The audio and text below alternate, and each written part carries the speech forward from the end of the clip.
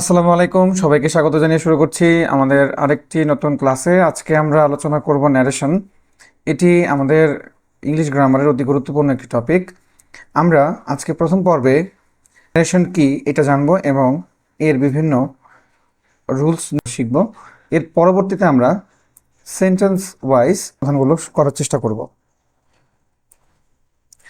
প্রথমেই ন্যারেশন এর বাংলা অর্থ হচ্ছে উক্তি বা বক্তব্য। বলা হয় বক্তা বা স্পিকার যা বলে তাই হচ্ছে ন্যারেশন, অর্থাৎ বক্তা যেটাই বলবে সেটাই ন্যারেশন। যেমন আই সেইড টু তাসমিম, আমি তাসমিমকে বললাম আই অ্যাম ইল টুডে, আজকে আমি অসুস্থ। তাহলে I told Tasmim that I was ill that day, অর্থাৎ আমি তাসমিমকে বলেছিলাম যে আমি সেদিন অসুস্থ ছিলাম। তাহলে প্রথম অংশে আমরা দেখলাম যে আই যখন কথা বলতেছে তখন তার যে বাক্যটুকু সে একটা ইনভার্টেড কমার মধ্যে আবৃত রয়েছে।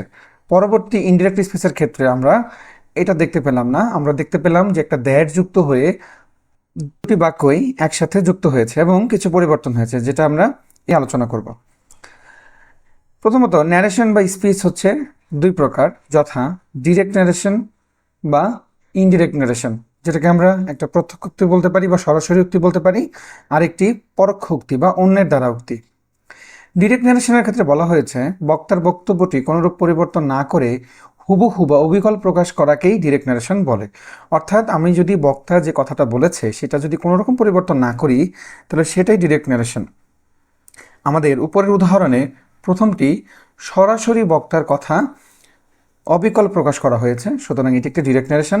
এবং ইনডিরেক্ট ন্যারেশনের ক্ষেত্রে বলা হয়েছে বক্তার বক্তব্যটি হুবহু প্রকাশ না করে কিছুটা পরিবর্তন করে প্রকাশ করাকে, অর্থাৎ কিছু কনজাংশন যেমন দ্যাট, WH ওয়ার্ড, ইফ অথবা টু ব্যবহার করাকে ইনডিরেক্ট বলে। অর্থাৎ এই যে কনজাংশনগুলো আছে দ্যাট, আমাদের বিভিন্ন সেন্টেন্স অনুযায়ী বিভিন্ন জায়গায় বিভিন্ন ধরনের এরকম কানেক্টর বসবে, কোথাও দ্যাট বসবে, কোথাও WH কোয়েশ্চেন বসবে, কোথাও ইফ বসবে এবং কোথাও টু বসবে।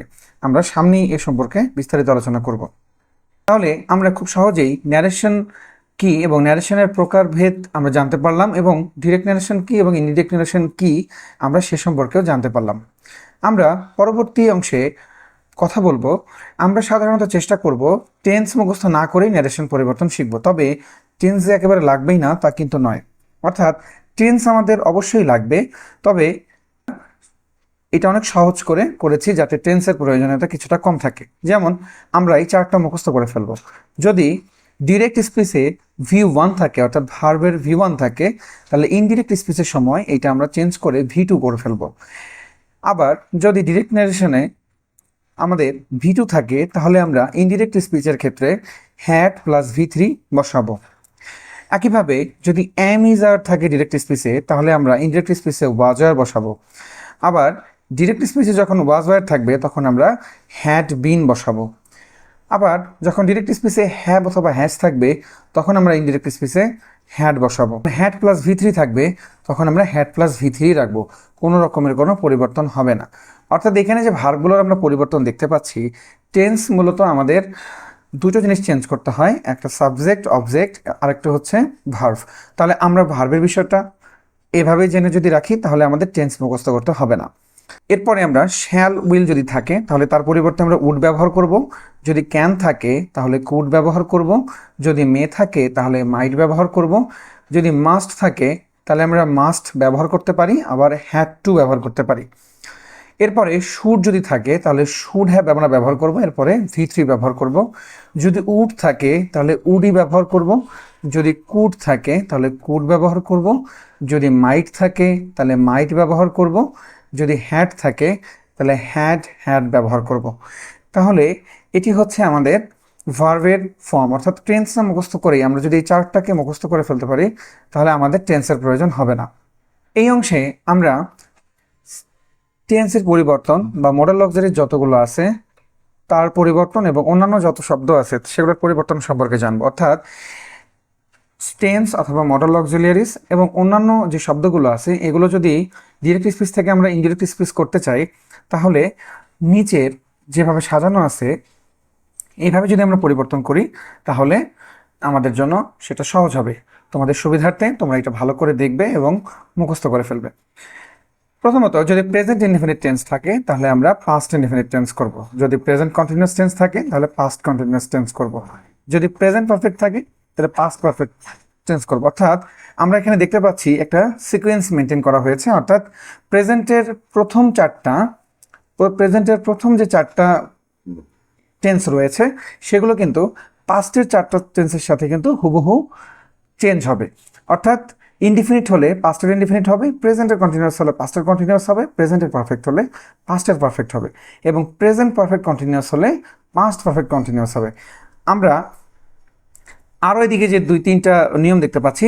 যদি পাস্ট ইনডিফিনিট থাকে তাহলে পাস্ট পারফেক্ট হবে, আর যদি পাস্ট কন্টিনিউয়াস টেন্স থাকে তাহলে পাস্ট পারফেক্ট কন্টিনিউয়াস টেন্স হবে। অর্থাৎ পাস্টের ক্ষেত্রেই যদি আমরা দেখি তাহলে পাস্টের যদি প্রথমটা হয় অর্থাৎ ইনডিফিনিট হয় তাহলে পাস্টের 3 নাম্বারটা হবে অর্থাৎ পাস্ট পারফেক্ট হবে। এরপরে যদি পাস্টের 2 নাম্বারটা অর্থাৎ পাস্ট কন্টিনিউয়াস টেন্স হয় তাহলে পাস্ট পারফেক্ট কন্টিনিউয়াস টেন্স অর্থাৎ পাস্টেরই 4 নম্বর টেন্সটা হবে।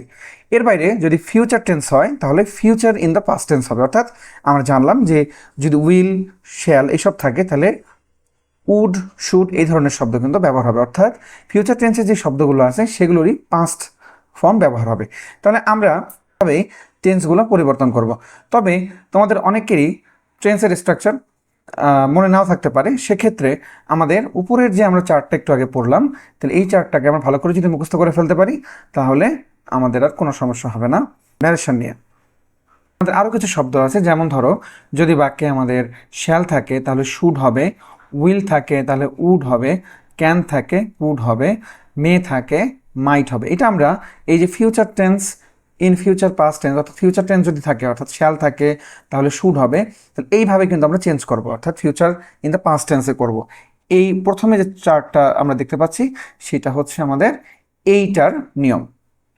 এরপরে আমাদের ভার্বের বাইরে কিছু শব্দ থাকতে পারে, যেমন ধরো যদি নাও থাকে তাহলে দেন বসে এর পরিবর্তে, যদি হেয়ার থাকে তাহলে দেয়ার বসে, যদি দিস থাকে তাহলে দ্যাট বসে, যদি দিজ থাকে তাহলে দোজ বসে, তাহলে অ্যাগো থাকে বিফোর বসে, তারপরে হেন্স থাকে তাহলে দেন্স বসে, হিদার থাকলে ফিদার বসে, দাস থাকলে সো বা ইন দ্যাট ওয়ে বসে, কাম থাকলে গো বসে, টুডে থাকলে দ্যাট ডে বসে, দিস ডে থাকলেও দ্যাট ডে বসে, এবং টু নাইট থাকলে দ্যাট নাইট থাকে।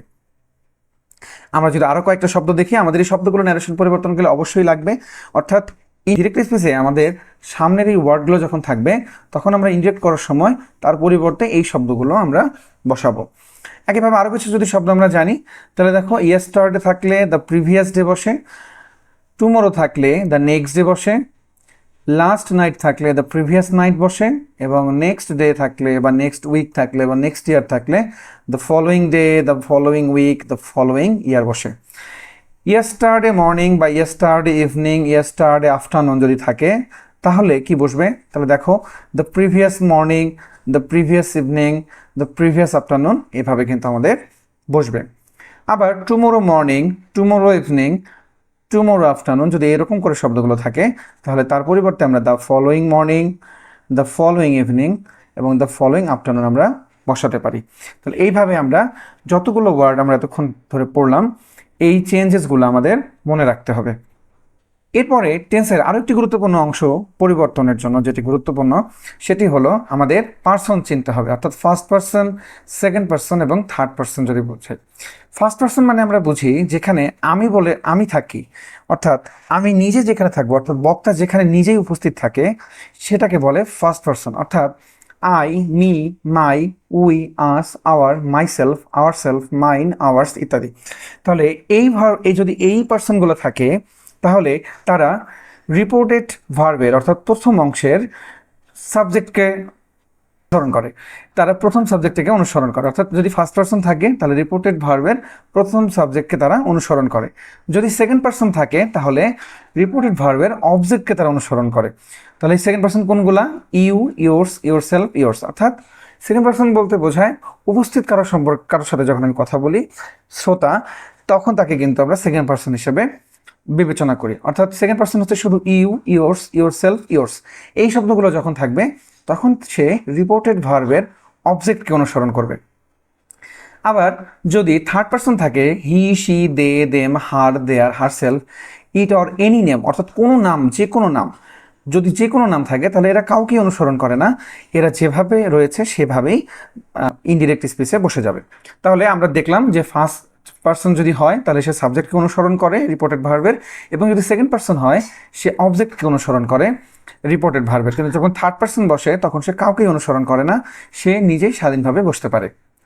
পার্সন মনে রাখার যদি আমরা একটা শর্ট টেকনিক দেখার চেষ্টা করি, দেখো এখানে বলা আছে 1 2 3 এবং নিচে আছে সন, অর্থাৎ SON।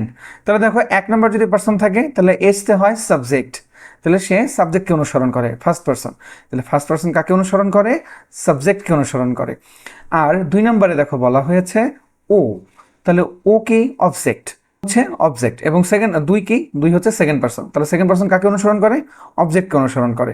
এবং 3 হচ্ছে থার্ড পার্সন, এবং থার্ড পার্সন অনুসরণ করে কাকে? এন, অর্থাৎ no person, no change, no change অর্থাৎ নো পার্সন, কোনো পার্সনকেই সে অনুসরণ করে না, সে নিজে নিজেই বসে। তাহলে আমরা এটা দেখলাম 1 2 3-এর যে একটা টেকনিক, যেটার হচ্ছে সনটাকে যদি আমরা মনে রাখতে পারি তাহলে আমাদের এই পার্সনটা মনে থাকবে সন, অর্থাৎ 1 করবে সাবজেক্টকে, 2 করবে অবজেক্টকে, এবং 3 নম্বর পার্সন কাউকেই করবে না, নো চেঞ্জ। আমরা যদি এর কয়েকটা ব্যাখ্যা দেখি তাহলে দেখো এখানে বলা হয়েছে হি said to me I am happy. তাহলে এই প্রথম অংশটুকু কিন্তু রিপোর্টেড ভার্ব এবং পরের অংশটুকু কিন্তু রিপোর্টেড স্পিচ। তাহলে দেখো রিপোর্টেড স্পিচে কিন্তু সাবজেক্ট হিসেবে ফার্স্ট পার্সন আছে আই। তাহলে আই কাকে অনুসরণ করবে বলতো?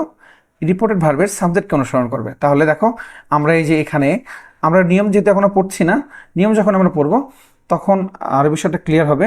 দেখো এই দ্যাটটা আমরা বসাইছি কেন? দ্যাটটা বসাইছি যখন এরকম ইনভার্টেড কমাটা উঠে যাবে তখন কিন্তু তার পরিবর্তে আমরা দ্যাট বসাবো। এরপরে আমাদের পরের বাক্যের সাবজেক্ট, তাহলে সাবজেক্ট এখানে আই ছিল, তাহলে আইটা আমরা জানি ফার্স্ট পার্সন গিয়ে রিপোর্টেড ভার্বের সাবজেক্টকে ধরে, তাহলে এখানে হি বসছে এই জন্য। তাহলে আমরা জানি আই অ্যাম হ্যাপি, এটা কোন টেন্স বলো তো? এটা প্রেজেন্ট ইনডিফিনিট টেন্সে আছে। সো আমরা জানি প্রেজেন্ট ইনডিফিনিট টেন্স থাকলে পাস্ট ইনডিফিনিট টেন্স হবে। আমরা যদি উপরে দেখি তাহলে অ্যাম ইজ আর থাকলে এর পরিবর্তে আমরা ওয়াজ এবং ওয়ার বসাতে পারি, এরকম একটা বক্সে কিন্তু লেখা আছে। তাহলে এই জন্য কিন্তু আমরা এখানে ওয়াজ বসাইছি এবং বাকি অংশটা ঠিকঠাকভাবে বসিয়ে ফেলেছি। তাহলে দেখো আমাদের এখানে কোনো রকমের কোনো জটিলতা নাই। এরপরে দেখো he said to me you have passed. তাহলে আমরা জানি যে প্রথম অংশটুকু ইউ সেইড টু মি থাকলে এর পরিবর্তে টোল্ড বসে, তাহলে আমরা যেখানে টোল্ড দিয়েছি দেখো হি টোল্ড মি, এবং এই অংশটুকুর স্থলে আমরা দ্যাট বসিয়েছি। এরপর দেখো ইউ মানে কি? সেকেন্ড পার্সন, তাহলে সেকেন্ড পার্সন কাকে ধরবে বলো তো? সেকেন্ড পার্সন ধরবে অবজেক্টকে। তাহলে রিপোর্টেড ভার্বের অবজেক্টকে হি সেইড টু মি, সে আমাকে বললো, কাকে বললো? আমাকে বললো। তাহলে আমি হচ্ছি এখানে অবজেক্টে, আমাকে হচ্ছে অবজেক্ট। তাহলে ইউ যদি আমাকে গিয়ে ধরে তাহলে এখানে কি হবে? আই হবে, তাই না? আই হবে সাবজেক্ট। এরপরে you have passed the exam, আমরা ওখানে বক্সে পড়েছি হ্যাভ অথবা হ্যাজ থাকলে এর পরিবর্তে হ্যাজ বসে এবং V3 বসে। তাহলে দেখো আমরা হ্যাভ অথবা হ্যাজের পরিবর্তে এখানে হ্যাড বসিয়েছি এবং V3টাকে বসিয়েছি। তাহলে এখানে আমাদের পার্সনটা যদিও এখানে বলা হয়েছে, বাট আমরা রুলসটাও কিন্তু কিছুটা দেখে নিলাম। তবে Himu said to me, Himu আমাকে বললো শি ওয়াজ ডান্সিং, সে নাচতেছে। তাহলে হিমু টোল্ড মি একইভাবে সেইড টু মি এর স্থলে, তাহলে এই জায়গাটুকুতে দ্যাট হবে, তাহলে এখানে দ্যাটটা মিসিং হয়ে গেছে, দ্যাট হবে এখানে হিমু টোল্ড মি দ্যাট। তাহলে শি, দেখো এটা থার্ড পার্সন সিঙ্গুলার নাম্বার, তাহলে এ কাকে ধরবে বলো তো? থার্ড পার্সন আমরা জানি কোনো রকম কাউকে অনুসরণ করে না, তাহলে ও অপরিবর্তিত থাকবে, তাহলে শি থাকবে। এরপরে দেখো ওয়াজ ডান্সিং, তাহলে এটা কোন টেন্স আছে? এটা রয়েছে পাস্ট কন্টিনিউয়াস টেন্স রয়েছে। তাহলে পাস্ট কন্টিনিউয়াস টেন্স থাকলে আমরা কি জানি? পাস্ট পারফেক্ট কন্টিনিউয়াস টেন্স হবে। তাহলে পাস্ট পারফেক্ট কন্টিনিউয়াস টেন্সের স্ট্রাকচার কি? হ্যাড বিন বসে এবং ভার্বের সাথে আইএনজি বসে। তাহলে এই জন্য আমরা এখানে হ্যাড বিন বসিয়েছি এবং ভার্বের সাথে আইএনজি বসিয়েছি। তাহলে এটাই হচ্ছে আমাদের পার্সন সহজে আইডেন্টিফাই করার নিয়ম। এরপরে পার্সন এবং সাবজেক্টের আমরা ফর্মগুলো আমাদের মুখস্থ রাখতে হবে। এটার কারণ হচ্ছে যে এটা আমাদের ন্যারেশনের যেহেতু দুটো কাজ, একটা হচ্ছে ভার্ব পরিবর্তন এবং আরেকটি আমাদের পার্সনের পরিবর্তন করা। তাহলে পার্সন ঠিক না রাখলে কিন্তু আমাদের অর্থ ঠিক থাকবে না। তাহলে কোন পার্সনের কোন ফর্ম কি এটা আমাদের জানাটা ভীষণ গুরুত্বপূর্ণ।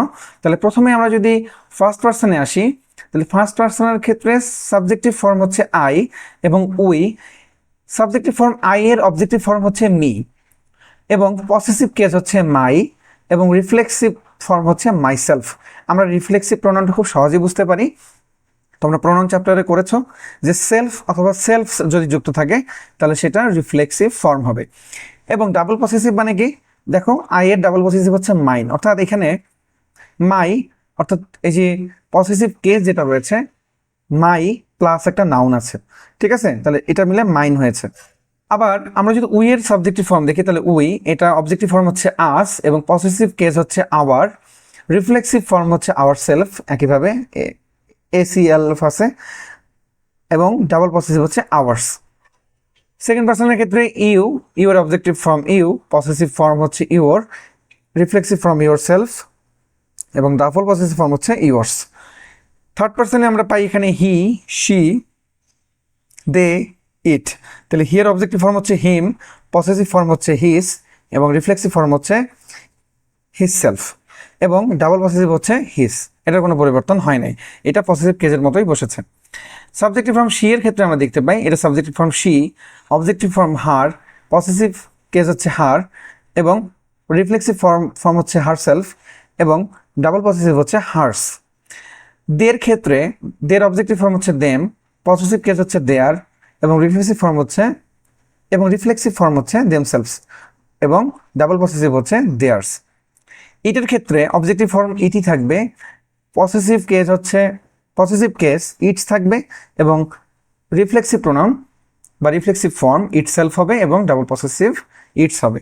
আমরা রিফ্লেক্সিভ ফর্ম যেমন সহজে চিনলাম সেলফ অথবা সেলফ থাকবে, একইভাবে পসেসিভ কেসটা আমরা খুব সহজে পড়তে পারি এভাবে যে এদের পরে একটা নাউন থাকবে অবশ্যই, যেমন ধরো my garden, our school, your home, his dog, her dog, there garden. তাহলে এরকম এদের পরপরই কিন্তু একটা নাউন থাকে। তাহলে আমরা এটা পড়ার ক্ষেত্রে দেখব যেই শব্দগুলোর পরে একটা নাউন আছে কিনা। তাহলে নাউন থাকলে খুব সহজেই আমরা বুঝতে পারবো যে এটা একটা পসেসিভ কেস ফর্ম। এবং আমি যে বললাম ধরো যেখানে মাই গার্ডেন বা আওয়ার স্কুল যে বললাম, এই কথাটাকেই আমি যদি খুব ছোট করে লিখতে চাই তাহলে আওয়ার্স বা মাইন, অর্থাৎ ধরো আমি বললাম দিস ডগ ইজ মাইন, তাহলে এই কুকুরটি আমার। তাহলে এখানে মাইনের মধ্যেই কিন্তু আছে মাই ডগ, ঠিক আছে, বা আওয়ার্সের মধ্যে আওয়ার স্কুল যদি আমরা বলি, এটাকে যদি সহজ করে বলি দিস ইজ আওয়ার স্কুল, তাহলে আওয়ার স্কুলটাকে আমরা আওয়ার্স বলতে পারি, দিস ইজ আওয়ার্স, এটা আমাদের স্কুল। তাহলে আমরা এইভাবে কিন্তু ডাবল পসেসিভ এবং পসেসিভ কেস এবং রিফ্লেক্সিভ প্রোনাউনটা মনে রাখতে পারি। এবং সাবজেক্টিভ ফর্ম এবং অবজেক্টিভ ফর্ম তোমরা জানোই। আমরা যদি এখন ব্যাখ্যা সহ কিছু উদাহরণ দেখি ডিরেক্ট স্পিচের ক্ষেত্রে, দেখো he told me my hand writing is better than yours. এখানে ইনভার্টেড কমাটা দেওয়া হয় নাই, এখানে মি এর পরে কমায় ইনভার্টেড কমা দিয়ে এই পরের বন্ধনীটা বন্ধ করা আছে। তাহলে আমরা করার চেষ্টা করি। দেখো হি টোল্ড মি, এই অংশটুকুকে আমরা ঠিকই রেখে দিচ্ছি কারণ টোল্ডই আছে। এরপর দেখো মাই হ্যান্ড রাইটিং, তাহলে মাই হ্যান্ড রাইটিং বলতে এখানে কার হ্যান্ড রাইটিং বলতেছে। এখন আমরা কি জানি মাই হচ্ছে একটা ফার্স্ট পারসন, তাহলে এটা কাকে ধরবে, সাবজেক্টকে ধরবে। তাহলে মাই একটা ফার্স্ট পারসন, একে ধরবে সাবজেক্ট হিকে। তাহলে মাই এটা কি ফর্মে আছে বলো তো, এটা একটা পসেসিভ ফর্মে কিন্তু আছে। আমরা যদি একটু এখানে দেখি, দেখো মাই এটা কিন্তু পসেসিভ কেস ফর্মে আছে, পসেসিভ কেসে। তাহলে মাই, তাহলে আমরা এখানে সাবজেক্টকে ধরবো, এখানে সাবজেক্ট ছিল আমাদের হি, তাহলে হি এর পসেসিভ কেসকে আমরা ধরবো হিস, তাহলে এখানে হিস হবে। তাহলে এই জন্য কিন্তু আমরা এখানে হিজ বসিয়েছি। তাহলে বাকি অংশটুকু ঠিকই থাকবে, হিজ হ্যান্ড রাইটিং। তাহলে এখানে দেখো ইজ রয়েছে, তাহলে আমরা কি জানি অ্যামিজার থাকলে ওয়াজ ওয়ার হবে, তাহলে ইজ থাকলে আমরা এখানে ওয়াজ ওয়ার বসাইছি টেন্স অনুযায়ী। তারপরে বেটার দ্যান ইয়োর্স আছে, তাহলে ইয়োর্স হচ্ছে সেকেন্ড পার্সন, তাই না? তাহলে সেকেন্ড পার্সন কাকে কি ধরবে বলো তো, অবজেক্টকে ধরবে, তাহলে মি কে ধরবে, তাহলে মি এর মধ্যে কে আছে, আই। তাহলে ইয়োর্স একটা possessive form, double possessive, yours একটা ডাবল পসেসিভ ফর্ম, তাহলে আইয়েরও আমাকে একটা ডাবল পসেসিভ বসাতে হবে। তাহলে ইয়োর্স, দেখো এখানে ইয়োর্সের ডাবল পসেসিভ ফর্ম যদি আমি ফার্স্ট পার্সন বলি তাহলে দেখো মাইন, তাহলে মাইন হবে ফার্স্ট পার্সনের ডাবল পসেসিভ ফর্ম। এই অংশে আমরা বিভিন্ন সেন্টেন্সের লিঙ্কার ব্যবহার করব, অর্থাৎ আমরা যখন টেন্স পরিবর্তন করতে যাব সেখানে কিন্তু বিভিন্ন ধরনের সেন্টেন্সকে আমরা দেখব। তাহলে কোন সেন্টেন্সের সময় আমরা কোন লিঙ্কারটা ব্যবহার করব। আচ্ছা, লিঙ্কার বলতে তোমরা বুঝতে পারতেছো তো, আমরা একটু আগে ইনভার্টেড কমার জন্য দ্যাট বসিয়েছিলাম না, ওই দ্যাটের অংশটুকুতে বিভিন্ন সেন্টেন্স অনুযায়ী কিন্তু কখনো দ্যাট বসবে, কখনো টু বসবে, আবার কখনো ইফ অথবা কখনো ডাব্লিউএইচ ওয়ার্ডও বসতে পারে। তাহলে সেটাকে কিন্তু আমরা লিঙ্কার বলতেছি, অর্থাৎ এটা দুটো অংশকে একটা লিঙ্ক করে একটা বাক্যে পরিণত করতেছে। তাহলে কোন বাক্যে আমরা কি বসাবো এটা নিয়ে আমরা একটু বিস্তারিত জানবো। প্রথমেই অ্যাসার্টিভ সেন্টেন্সকে যদি আমরা দেখি, এই সেন্টেন্সে লিঙ্কার হিসেবে সবসময় ইনভার্টেড কমার পরিবর্তে দ্যাট বসে। অর্থাৎ যদি সেন্টেন্সটা অ্যাসার্টিভ হয় তাহলে সবসময় সেখানে দ্যাট বসবে। আবার ইন্টারোগেটিভ সেন্টেন্সের ক্ষেত্রে আমরা দেখলাম যে যদি ইনভার্টেড কমা উঠে যায়, যদি বাক্যটা অক্সিলারি ভার্ব দিয়ে শুরু করে একটা প্রশ্ন হয় তাহলে তার পরিবর্তে আমরা ইফ বসাবো। কিন্তু যদি ডাব্লিউএইচ ওয়ার্ড দিয়েই বাক্যটা শুরু হয়ে থাকে তাহলে আমরা সেখানে ডাব্লিউএইচ ওয়ার্ডটা বসিয়ে শুরু করব। তাহলে আমরা অ্যাসার্টিভ সেন্টেন্সের ক্ষেত্রে দেখলাম যে দ্যাট বসে, এবং ইন্টারোগেটিভ সেন্টেন্সের ক্ষেত্রে আমরা দুইটা জিনিস দেখতে পেলাম যে অক্সিলারি ভার্ব দিয়ে শুরু হলে ইফ বসে এবং ডাব্লিউএইচ ওয়ার্ড দিয়ে শুরু হলে ডাব্লিউএইচ ওয়ার্ড বসে। এরপরে ইম্পারেটিভ সেন্টেন্সের ক্ষেত্রে যদি আমরা দেখি তাহলে ইনভার্টেড কমার উঠে গিয়ে দ্যাট বসে যদি লেট দ্বারা শুরু হয়। তাহলে ইম্পারেটিভ সেন্টেন্সকে তো আমরা দুই ধরনের দেখতে পাই, একটা হচ্ছে সরাসরি ভার্ব দিয়ে শুরু হচ্ছে আর একটা লেট দিয়ে শুরু হচ্ছে।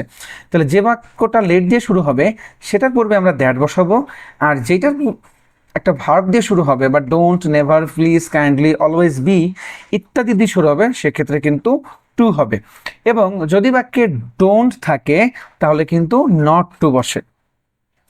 ঠিক আছে, তাহলে আমরা কি বুঝলাম যে এই যে view one, don't, never, please, kindly, always be ইত্যাদি যেটা শুরু হলে কি বসবে, এই টু বসবে। এবং যদি এই যে ডোন্ট শুধু থাকে সেক্ষেত্রে কিন্তু আমাদের নট টু বসবে, অর্থাৎ নটটা আগে বসবে, টুটা পরে বসবে।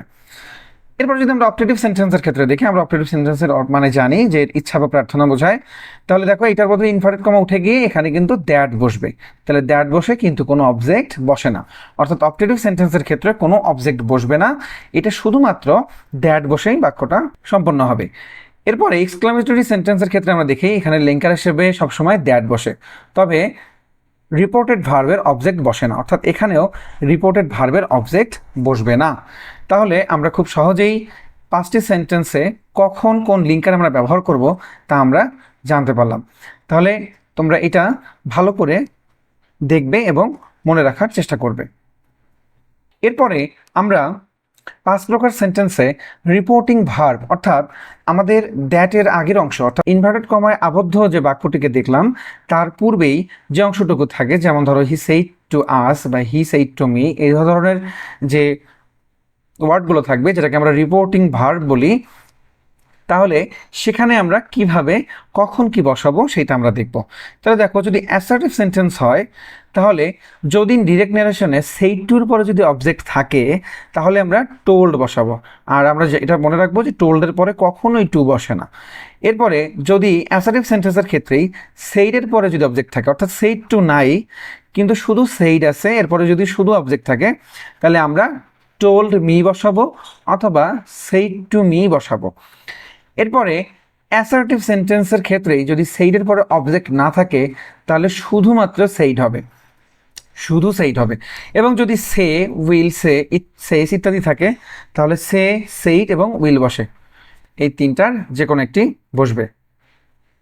এবার ইন্টারোগেটিভ সেন্টেন্সের ক্ষেত্রে যদি আমরা দেখি এখানে সেইড টু এবং সেইড বা সেইড টু থাকলে আমরা আক্সড বসাবো, অর্থাৎ এটা তো জিজ্ঞাসামূলক প্রশ্ন, যেহেতু প্রশ্ন করা বোঝায় তাহলে এখানে আক্সড বসবে। এবং শুধু যদি বাক্যে আক্সড দেয়াই থাকে ডিরেক্ট ন্যারেশনের ক্ষেত্রে, ডিরেক্ট স্পিচের ক্ষেত্রে, তাহলে আমরা অপরিবর্তিত রেখে অর্থাৎ সেটাকে আমরা আক্সডই রেখে দেবো, অর্থাৎ ইন্টারোগেটিভে আমাদের কোনো রকমের কোনো পরিবর্তন নেই, এখানে আমাদের উভয় ফর্মে আমরা আক্সড ব্যবহার করতে পারি। তাহলে অ্যাসার্টিভের ক্ষেত্রেই আমরা শুধুমাত্র টোল্ড ব্যবহার করতে পারি, টোল্ড বা মি ব্যবহার করতে পারি এবং শুধু সেইড ব্যবহার করতে পারি, নির্ভর করছে যে আমাদের আসলে অবজেক্টগুলো আছে কি না এবং সামনে কি আছে তার উপরে। তাহলে ইম্পারেটিভ সেন্টেন্সের ক্ষেত্রে যদি সেইড টু থাকে তাহলে আমরা কি বোঝাবো, এখানে আদেশ বোঝায় তাহলে অর্ডার বসাবো বা কমান্ড বসাবো, যদি অনুরোধ বোঝায় তাহলে রিকোয়েস্ট বসাবো, যদি ক্ষমা বোঝায় তাহলে বেগ বসাবো, যদি উপদেশ বোঝায় তাহলে অ্যাডভাইসড বসাবো, যদি প্রস্তাব বোঝায় তাহলে প্রপোজড বসাবো, এবং কোনো কিছু বুঝতে না পারলে আমরা টেল অথবা টোল্ড প্লাস ইনভার্টেড কমা তুলে 2 + V1 প্লাস বাকি অংশ বসাবো। অর্থাৎ আমরা কোনো কিছু যদি বুঝতে পারবো না তখন আমরা টেল অথবা টোল্ড বসাবো। আর অন্যান্য সময় আদেশ বুঝলে আমরা অর্ডার বসাবো, অনুরোধ বোঝালে রিকোয়েস্ট, কমা বোঝালে বেগ, উপদেশ বোঝালে অ্যাডভাইসড, প্রস্তাব বোঝালে প্রপোজড বসে। এরপরে এক্সক্লামেটরি সেন্টেন্সের ক্ষেত্রে যদি আমরা দেখি সেইড এবং সেইড টু যদি থাকে কি বসাবো, তাহলে আনন্দ যদি বোঝায় তাহলে এক্সক্লেমড উইথ জয় হবে, দুঃখ বোঝালে এক্সক্লেমড উইথ সরো হবে, বিস্ময় বোঝালে এক্সক্লেম উইথ ওয়ান্ডার অথবা সারপ্রাইজ হবে, বিদায় বোঝালে বিট অথবা সেকেন্ড ফর্ম বেট বোঝাবে, শুভকামনা বোঝালে উইশ বোঝাবে, প্রতিভা বোঝালে সোয়ার বোঝাবে, কিছু বোঝা না গেলে এক্সক্লেমড দ্যাট প্লাস সাবজেক্ট বসাবে। পরবর্তী পর্ব দেখার আমন্ত্রণ জানিয়ে আজকে বিদায় নিচ্ছি। সবাইকে ধন্যবাদ।